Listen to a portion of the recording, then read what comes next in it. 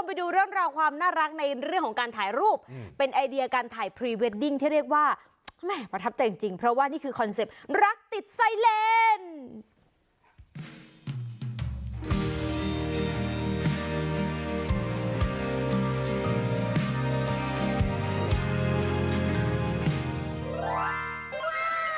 โอ้โห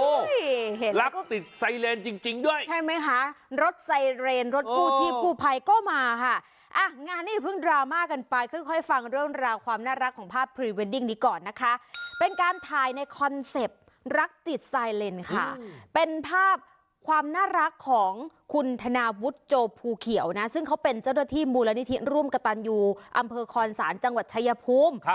กับแฟนสาวคือคุณชื่นนภาศรีไพรวันหรือน้องไมค์ค่ะทั้งสวยทั้งหล่อเลยนะใช่เหมาะสมกันมากๆเลยค่ะแล้วทั้งคู่เนี่ยนะคะเขาก็ทำงานกู้ชีพกู้ภัยนะคะทำมาด้วยกันแต่ทั้งคู่เนี่ยเนาะเขาเนี่ยรู้จักผูกพันกันมาตั้งแต่สมัยเรียนมัธยมอ่ะนะคะฝ่ายชายนะพอเรียนจบทำงานก็ได้มาเป็นกู้ภัยประมาณสัก5 ปี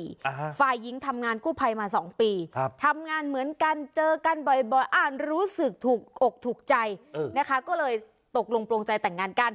ทีนี้จะถ่ายรูปยังไงให้มันเป็นเรื่องราวของเราอ่ะถูกไหมเขาเจอกันที่นี่เขาพบรักกันอย่างนี้อาชีพเขาทำแบบนี้ก็เลยถ่ายภาพกันที่บริเวณรถกู้ชีพกู้ภัยแล้วเดี๋ยวแล้วมี I love you โผล่มานี่คือสักขีพยานพยานจะไปกินยาถ่ายด้วยแบบเนี้ยมี I love you เป็นบรรยากาศสวยงามทีเดียวนะคะทั้งสองเขาบอกว่าอยากจะให้ภาพนี้เป็นความทรงจำระหว่างทั้งสองคนไปตลอดนะคะเพราะว่าไม่ค่อยเห็นคู่ไหนที่ถ่ายในลักษณะธีมแบบนี้รถต้องสั่งจะมีคนมานอนอย่างนี้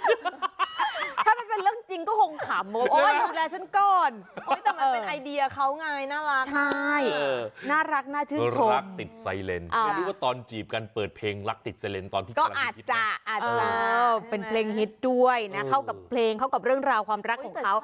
อยากจะไปคอมเมนต์ชื่นชมกดเลิฟให้เขาแล้วก็เข้าไปได้นะใน Facebook คุณธนาวุฒิโจภูเขียวค่ะโอ้โหเห็นความรักแบบนี้แล้วใจมันชุ่มชื้นแต่เช้าเลยนะ